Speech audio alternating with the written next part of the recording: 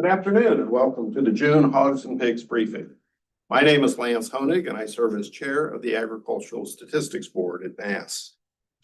The briefing for the Secretary of Agriculture and other policymakers at USDA to better understand the content and context of today's report. We are very pleased to have Richard Fordyce, USDA's Undersecretary for Farm Production and Conservation, joining us as Secretary Designate today. We also welcome Dr. Justin Benavidez, USDA's Chief Economist. Before I turn things over to our presenter, I do have a few notes for our live streaming audience. The Hogs and Pigs report is considered a principal federal economic indicator report. The Office of Management and Budget provides specific guidance on how this important report is to be released. OMB's statistical policy instructs policymaking officials to refrain from making public comment regarding the content of this report within 30 minutes of its release. Therefore, we will not be taking questions from the public during this briefing. NASS staff are available for phone or email questions. We strive to have everything presented at this briefing match the official record. However, should there be any discrepancy, always refer to the official published estimates. With that, I'll turn things over to Travis Averill. He is the chief of the NASS Livestock Branch. Travis.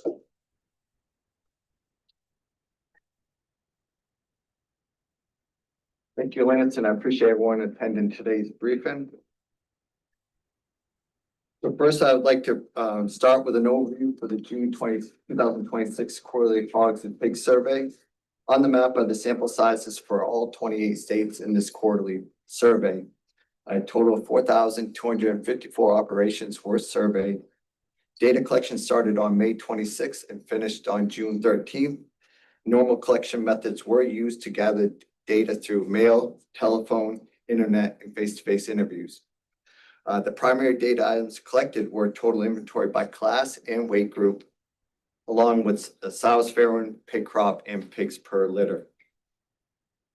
So next we have added a slide to this quarterly briefing, providing the response rates by day over the survey period for the last 3 years for the June quarterly survey. So you can see the number of responses we have over the data collection period since 2024.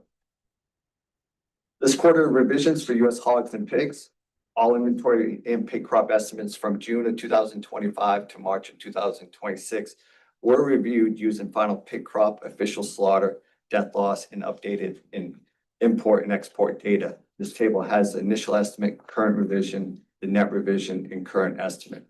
This was the second opportunity to revise December 2025 data. All hogs and pigs, December 1, 2025. The net revision is a decrease of 0.5%, and current estimate is at 75.2 million head. For the pig crop for September to November 2025, the net revision is a decrease of 0.9%, and the current estimate is at 34.7 million. This quarter was the first opportunity to revise March 2026. The all hogs and pigs inventory for March 1, 2026, the net revision is a decrease of 0.5%. Current estimate is at 73.9 million. For the pig crop for December 2025, February 2026, the net revision is a decrease of 0.2%, and the current estimate is at 33.1 million. For June 1st, all hogs and pigs is at 73.7 million head, down slightly from previous year inventory. Breeding hogs is at 5,880,000 head, a decrease of 1.2% from 2025. Market hogs is at 67.8 million head, up 0.1% from last year's inventory. The top 5 states are listed in the bottom left-hand corner. Iowa leads the way at 24.7 million, up 2% from previous year. Minnesota is in second, up 3% from previous year. And as you can see, the bottom 3 of the top 5 states are in red, as Illinois is down 6%.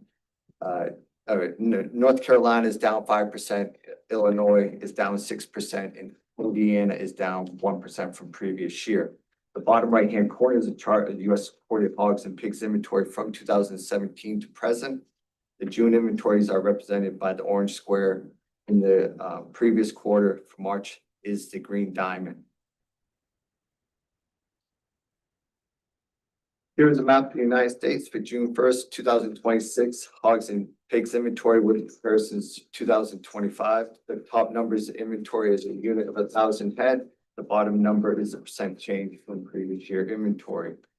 For the 14 published states, 5 states are increasing from previous year, and those are denoted in the color blue. The darker the color, the larger the percent change is from previous year inventory.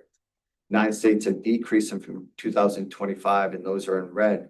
As you can see on the map here, there's 2 states with a pound sign following the inventory. That's in Iowa. That's a record high. It tied us back in June of 2024. And you see another one in Michigan that ties a record high for Michigan that last was back in 1992. As I stated on a previous slide, market hogs is at 67.8 million. So let's look at the breakouts of the market hogs by weight groups. Less than 50 pounds is at 21.1 million head, up slightly from last year. 50 to 119 pound weight group is at 19.1 million head. That is a decrease of 0.5%. It's the only category that is showing a decrease from last year. 120 to 179 pounds is at 14.9 million, up 0.5% from last year. The 180 pounds and over is at 12.7 million, up 0.4% from 2025. Below the table is the quarterly distributions of weight groups since June of 2023. Sows farrowed from March to May 2026 at 2,823,000 head. That is down 29,000 from previous year. So note in the March hogs and pigs report, NASS had second intentions for this quarter at 2,856,000 head compared to 2,910,000 for the first intentions in the December hogs and pigs report. For second intentions for June to August 2026, sows farrowing is at 2,900,000, down 2.2% from prior year's actual farrowings. In the March hogs and pigs report, NASS had first intentions for June to August at 2,904,000. The first intentions for September to November 2026, sows farrowing is at 2,891,000, down 16,000 from previous year's actual farrowings. At the bottom is the quarterly sows farrow chart since 2017. Sows farrowed from March to May are the green squares. Second intentions for June to August is the orange diamond, and the first intentions for September to November is the purple triangle. Here we have the pig crop weaned from March to May of 2026 at 33,521,000 head, a slight increase from previous year. Pigs per litter weaned is at 11.87, up from the rate of 11.75 from last year and down 0.03 of a pig from previous quarter's rate of 11.9. Sow efficiency continues to improve year over year as this was the highest pigs per litter weaned from March to May. Let's look at trade expectations compared to NASS estimates as a percent of previous year. The trade ranges are gray, trade averages are the black circles, and the NASS estimate is the red square. Of the items on this chart, all breeding hogs and first intentions for sows farrowing September to November are within trade expectations. Whereas hogs and pigs inventory, market hogs, the pig crop for March to May, and the second intentions for sows farrowing June to August were below trade averages. The all hogs and pigs chart of ASB first estimate versus final estimates for the last 10 years. ASB first and final estimates are the blue and red line respectively. The trade ranges are illustrated with the light gray. Note 5 of the last 12 quarters, the ASB final estimate has been within trade expectations. Here's a table of the U.S. breeding herd inventory for the last 10 years and provides a utilization and disposition. The previous quarter breeding herd is at 5,892,000 head. The current quarter hog producers slaughtered 792,000 head, while at the same time added back 780,000 to the breeding herd. The current quarter's breeding herd is at 5,880,000, which is down 69,000 from last year. The sow utilization is calculated from the current quarter sows farrowed of 2,823,000 divided by the previous quarter's breeding herd and equates to 47.9%. Next, we have the Canadian imports by quarter for the feeder pigs and slaughter hogs. The Canadian feeder pigs and slaughter hogs imported for the second quarter of 2026 accounted for 1,875,000 head compared to 1,682,000 head in 2025.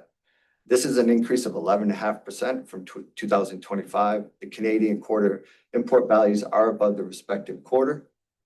Feeder pigs as a percentage of the imports are light blue. Of the imports from Canada, 73% are feeder pigs or 1,374,000 head, up 7.4% from prior year's total of 1,280,000 head.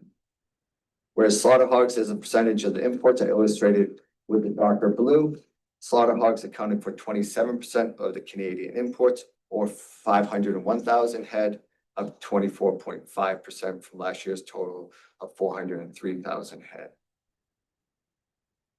The U.S. prices received by farmers for hogs and corn. The chart provides the prices for the last 10 years. The hog prices are blue, the corn prices are in red. The most current prices are for April. Next Monday, the May prices will be released on June 29th in the agriculture prices report. To the right of the chart are the hogs and corn prices for the last 6 months, along with the ratios. The 6-month range ratio ranges from 15.17 to 16.36. Historically, the break even is at 15.